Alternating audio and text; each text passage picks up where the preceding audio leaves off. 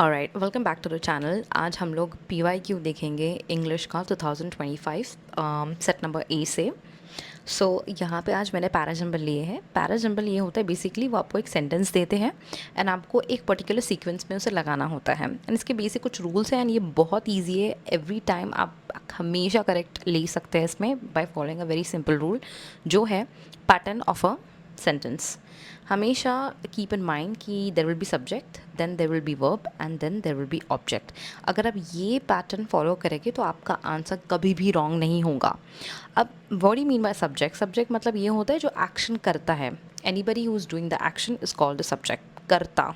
Okay, so subject can either be a noun या फिर ये हो सकता है प्रोनाउन। नाउन मतलब किसी भी चीज़ का नाम, कोई पर्सन का नाम, कोई थिंग का नाम। फॉर एग्जाम्पल अगर मैं यहाँ पे ले लूँ जॉन, जॉन एक नाम है, इसका मतलब वो एक पॉसिबल सब्जेक्ट हो सकता है, वो एक कर्ता हो सकता है, डूअर हो सकता है। उसका प्रोनाउन क्या होगा? ही। अगर मैंने नाउन ले लिया मेरी तो उसका प्रोनाउन होगा शी। अगर मैंने जॉन प्लस मेरी लिया तो उनका प्रोनाउन होगा दे।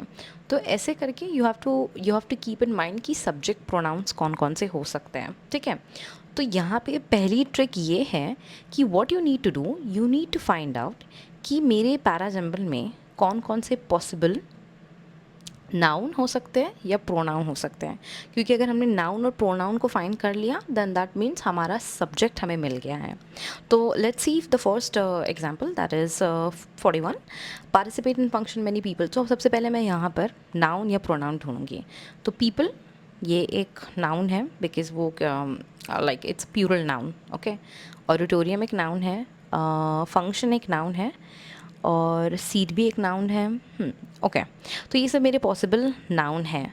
बट अभी मुझे यहाँ पे एलिमिनेट करना है। मुझे यहाँ पे देखना है कि सबसे पहले, क्योंकि मेरा फर्स्ट रूल क्या था कि सबसे पहले मेरा सब्जेक्ट आएगा, तो मुझे देखना है कि ऐसा कौन सा नाउन है जो सब्जेक्ट के यहाँ पे मैं प्लेस कर सकती हूँ। तो व्हेन यू सी एस वाला यहाँ पे लिखा है could not find a seat, अगर ये कुड नॉट लिखा है तो दिस के not be the start of the sentence. ये सेंटेंस के स्टार्ट में नहीं आ सकता, तो ये मेरा पॉसिबल सब्जेक्ट नहीं होगा। Next, I can see the auditorium was overcrowded. This can be a possible kind of subject. Possible हो सकता है कि ये सबसे पहले आ सकता है। Participate in a function. ये थोड़ा ऑफ लग रहा है तो मैं इसको भी सब्जेक्ट की तरह नहीं लूँगी बिकॉज मोस्ट प्रॉब्ली इसके पहले कुछ ना कुछ चीज़ होंगी। ओके, तो मेरे पास दो पॉसिबल ऑप्शंस बचते हैं, Q and R. I can say many of the people who had come to. This is good. मैं यहाँ पे कर सकती हूँ कि many of the people. People से मैं ये पता लगा रही हूँ कि ओके मेरा पॉसिबल सब्जेक्ट ये हो सकता है। सेंटेंस के स्टार्टिंग में हमेशा सब्जेक्ट आता है क्योंकि सब्जेक्ट होता है डूअर और डूअर सबसे पहले ही आता है। This is the basic rule of grammar. जब भी आप सेंटेंस स्टार्ट करते हैं you have to place subject then verb then object. तो हम वही चीज़ फॉलो करेंगे। तो मैंने पॉसिबल सब्जेक्ट ढूंढ लिया है। नेक्स्ट ट्रिक ये है कि एक बार आपने सब्जेक्ट ढूंढ लिया सो आपको उस सब्जेक्ट के बारे में बात करना बंद नहीं करना है until skipping to the object. तो you have to keep on talking about the subject के बारे में कंटिन्यूसली बात करना है जब तक आपको ऑब्जेक्ट नहीं मिल जाता। So I can say many of the people many of the people who had come to participate in the function. लोग हैं, लोग क्या करेंगे? पार्टिसिपेट करेंगे। मैं लोगों की ही बात कैरी ऑन कर रही हूँ। Many of the people who participate, so I can से क्यू पी। लोगों ने क्या किया? पार्टिसिपेट किया। अभी मैं सब्जेक्ट के बारे में कंटिन्यूसली बात कर रही हूँ। ठीक है, and participate can be one of the verb is well. तो अभी मुझे ढूंढना है object. Function can be one of the object. मेरा हो गया subject, this is my subject, then there is verb and there is object. ये एक सेंटेंस हो गया। Again I have to finish कि जो भी पीछे का सेंटेंस होता है it can be random words as well जो उनके बारे में और इन्फॉर्मेशन देते हैं। So many of the people participated, many of the people participated in function. ये लोग क्या नहीं कर पाए? आई कैन से ये लोग शायद से सीट नहीं ले पाए। So I can say many of the people participated could not find the seat. अब मैंने इसको एस को मेरा और क्या बचा? आर। मैंने एस को आर के पहले क्यों रखा? बिकॉज व्हेन यू सी यहाँ पे बिकॉज है। अगर बिकॉज है इसका मतलब ये कंजंक्शन है और कंजंक्शन जब भी आता है तो एक सेंटेंस यहाँ पर होता है और एक सेंटेंस यहाँ पर होता है। इसका मतलब एस जो है वो हमेशा बीच में आएगा ही।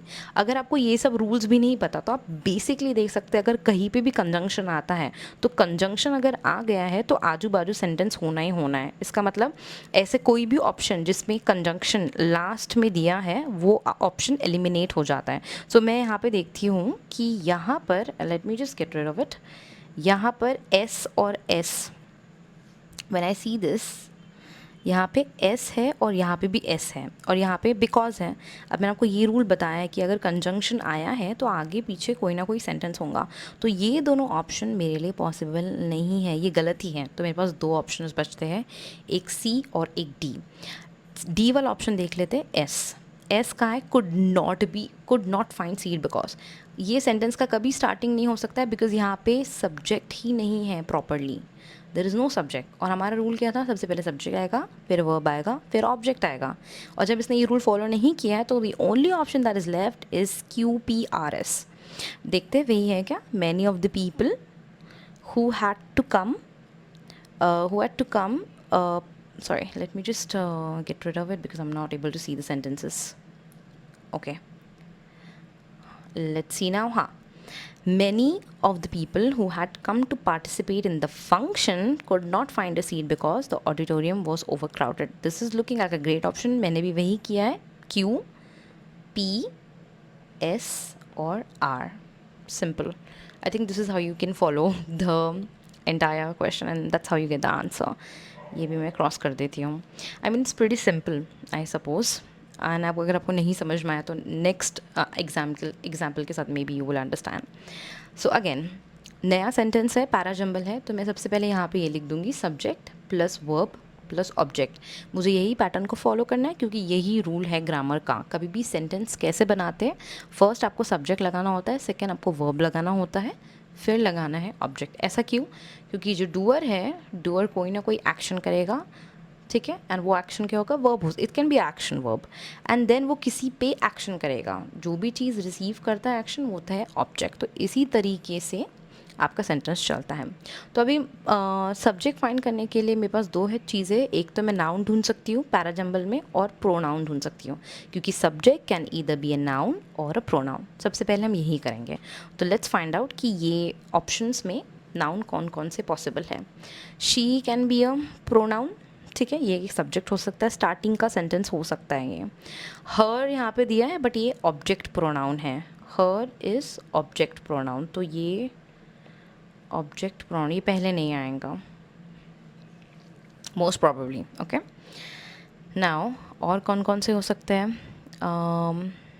Okay, existing life is a noun, ठीक है, mind is a noun, questions is a noun, life is again a noun, answer is also a noun.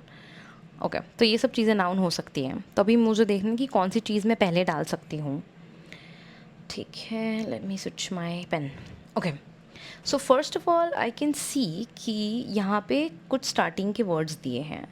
यहाँ पे कुछ words, sometimes they give you word starting में which is basically it's not even important. आपको सबसे पहले subject ढूंढना ही है.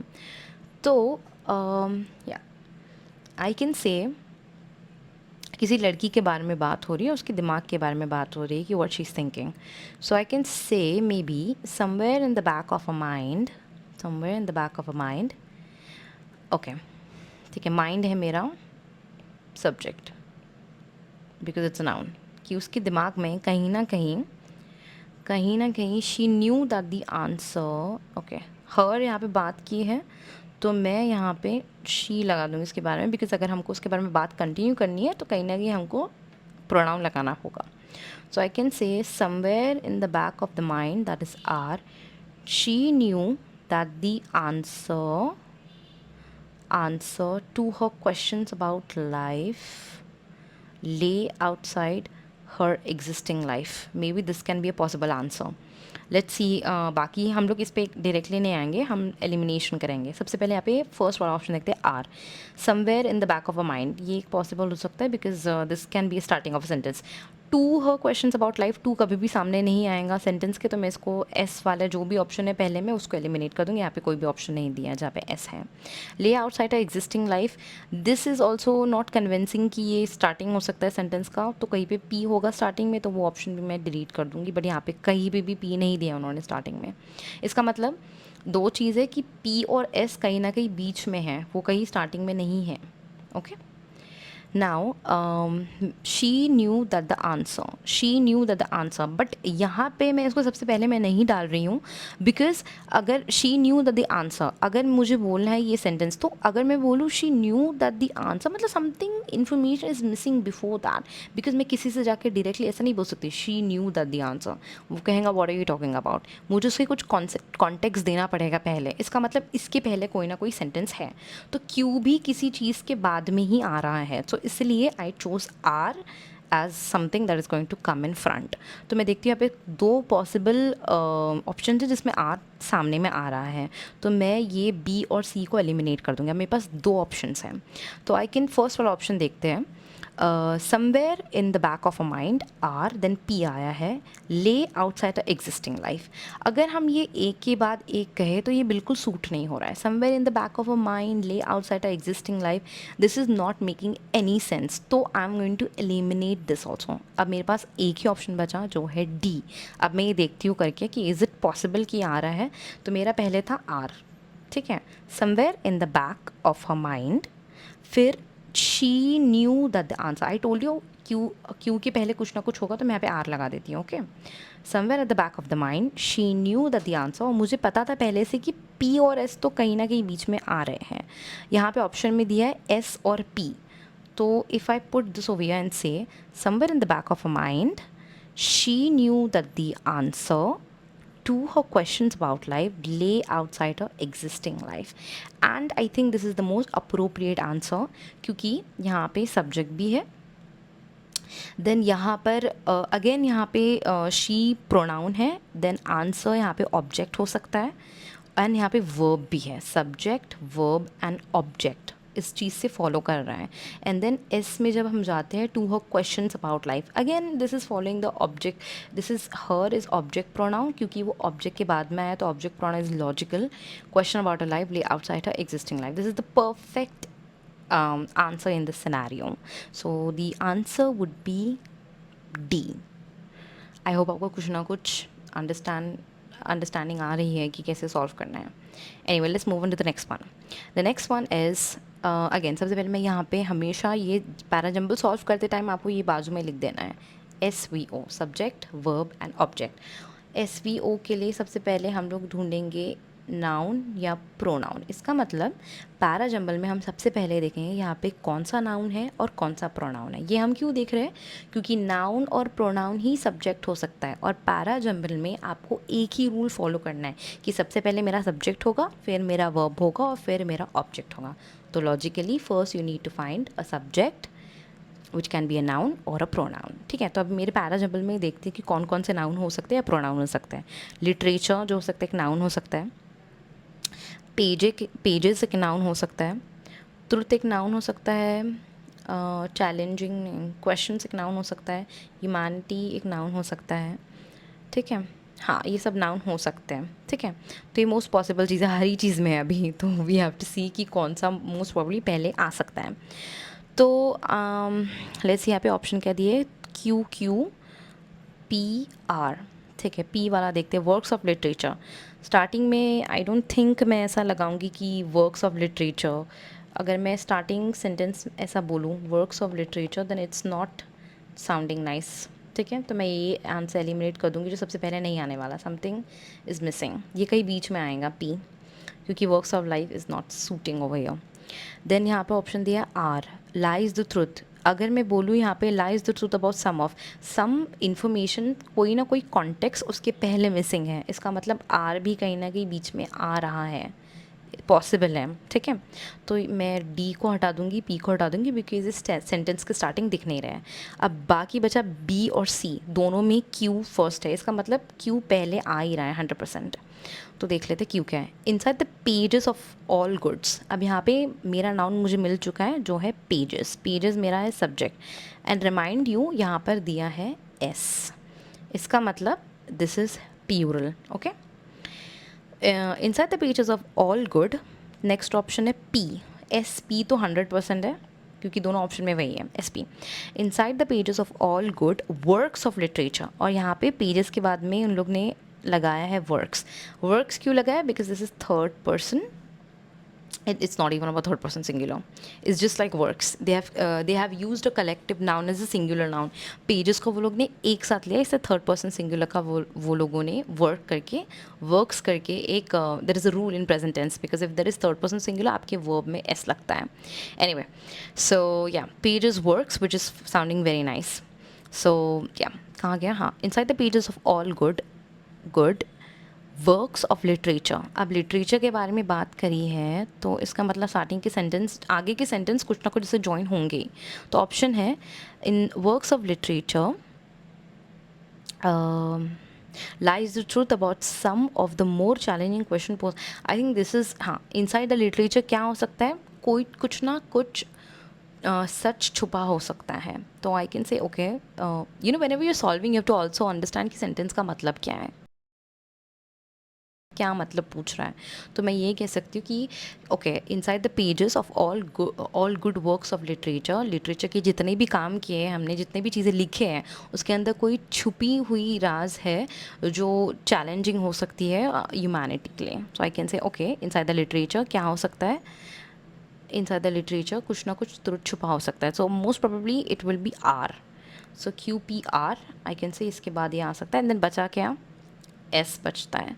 Let's see यहाँ पे, हाँ, बी ऑप्शन मुझे अपीलिंग लग रहा है। सो inside the pages of all good works of literature, works of literature lies, यहाँ पे एस लगाया है which is sounding nice, lies the truth about some of the more challenging questions, again S, posed by humanity. I think this is the most, क्योंकि यहाँ पे last में object आ रहा है और क्योंकि मेरे सेंटेंस में लास्ट में ऑब्जेक्ट होना ही चाहिए।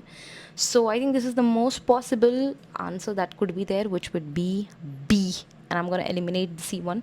एक बार C वाला ट्राई करके देखते हैं। Inside the pages of all good works of literature the more challenging, no, it's sounding very off, so obviously it's sounding very off, so I'm going to go with B. So B is the correct answer over here. Okay, let's move on to the next one. I hope you're able to understand this thing, but anyway, let's go with the next one.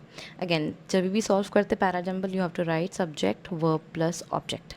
Subject क्या हो सकता है, again कोई noun हो सकता है या कोई प्रोनाउन हो सकता है। तो मेरे पैराजम्बल में I am going to find out यहाँ पे कौन कौन से नाउन है, कौन कौन से प्रोनाउन है।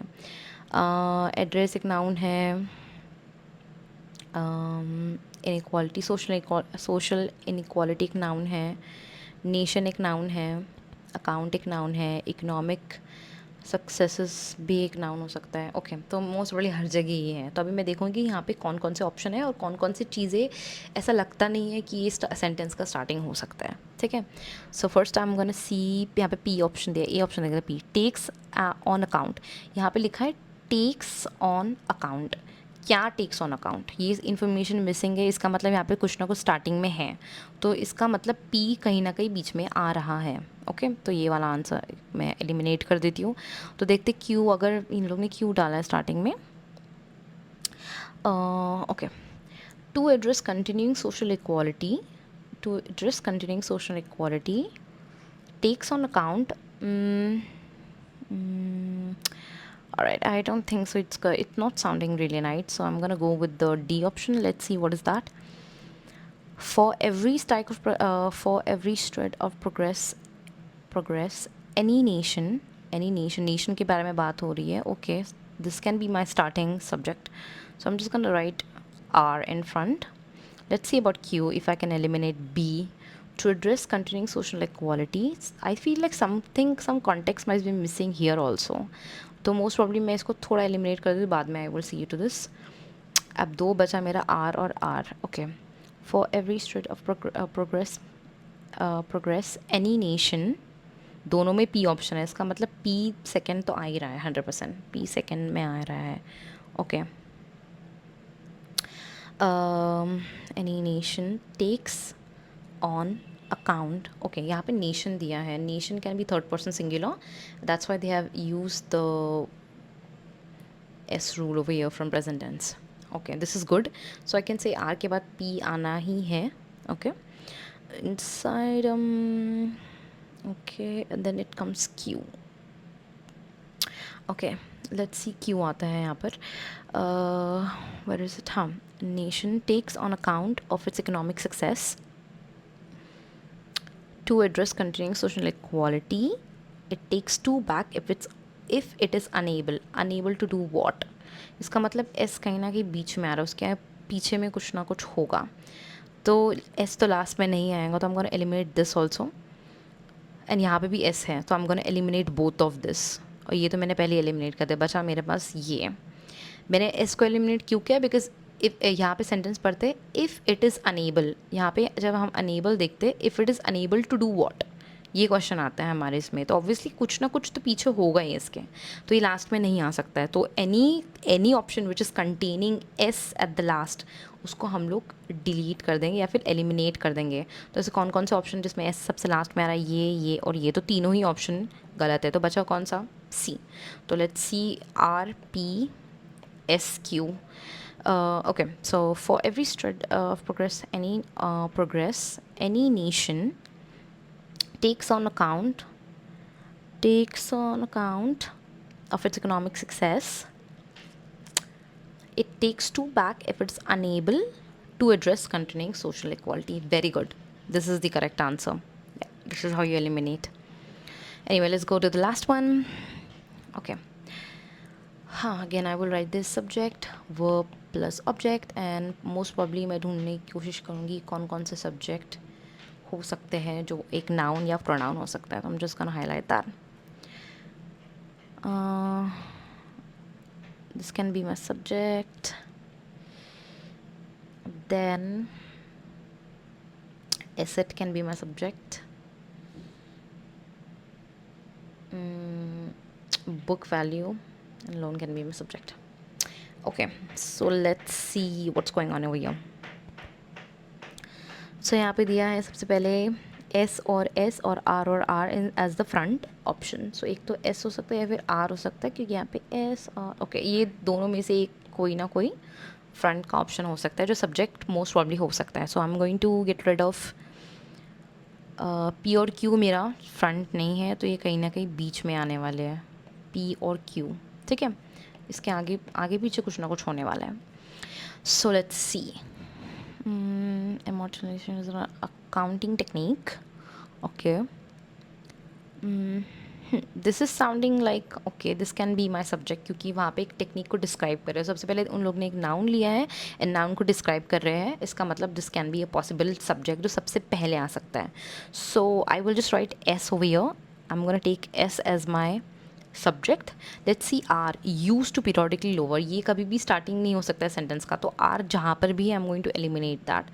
क्या used to periodically lower, that is missing ना, so the context is missing. तो मैं यहाँ पर आर वाले ऑप्शन को कट कर दूंगी, तो बचा एस वाला ऑप्शन बचा. तो एस तो स्टार्टिंग में आ ही रहा है और पी और क्यू कहीं बीच में है. ठीक है, सो दोनों में आर है, तो यहाँ पे दोनों ऑप्शन में बचा आर. तो ऑब्वियसली एस के बाद तो आर आना ही है. तो बचा पहले पी आएगा या क्यू, या फिर क्यू आएगा या P. That's my job to find out. Let me get rid of this. Okay, now let's see. यहाँ पे दिया है Q is a counting technique used to periodically lower the book value of a loan or okay very good. यहाँ पे और आया है, और इज़ कंजक्शन. इसके मतलब इसके आगे पीछे कुछ ना कुछ होगा. दैट मीन्स पी जो है वो बीच में आएगा. क्योंकि यहाँ पे और दिया है तो पी मेरा 100% बीच में आएगा, क्योंकि कंजंक्शन है और कंजंक्शन दो सेंटेंसेस को या दो वर्ड्स को जॉइन करता है। तो पहले तो एस और आर हमारा स्टार्टिंग में था ही, क्योंकि दोनों ऑप्शन में एस और आर 100% है। और मुझे पता है पी लास्ट में आएगा नहीं, क्योंकि उसके पास कंजंक्शन है and conjunction joins two sentences या टू वर्ड। तो ऑब्वियसली बचा क्या, क्यू लास्ट में आएगा। तो ऐसा कौन सा ऑप्शन है जहाँ पे मेरे पास क्यू लास्ट में, दोनों में ही क्यू लास्ट में है, बट पी आई नो कि बीच में आने वाला है, ना कि S. So let me just erase this thing actually. Okay, let me erase this thing. Okay, so I know कि पी बीच में आ रहा है, तो ये रहा पी बीच में, और मैंने तो ये दोनों कट कर दिए थे। ओके, क्यू के नॉट कम इन बिटवीन, क्योंकि पी के पास कंजंक्शन है, पी लास्ट में नहीं आ सकता, तो हम गोना कट दिस ऑल्सो। मेरे पास क्या बचा, ए, which is the more appropriate answer. So the sentence is correct. The parajumble is S R P Q. I hope आपको समझ में आया। मैंने पी क्यू नहीं पीछे में लिया है, क्योंकि उसके पास एक कंजंक्शन है, और कंजंक्शन दो सेंटेंसेस को या दो वर्ड्स को जोड़ता है। इसका मतलब उसके पीछे में कुछ ना कुछ तो हो गए। तो ऐसा जो ऑप्शन है जहाँ पर पी जो है वो बीच में आ रहा है, which is the correct one. Okay, so A is the correct option according to the process. So I hope आपको कुछ ना कुछ समझ में आया है, and if you like this video, if you understood something, give it a like and subscribe. And if you want to join my NDA crash course, English crash course classes, there is a Google form. You can fill that and then I will get back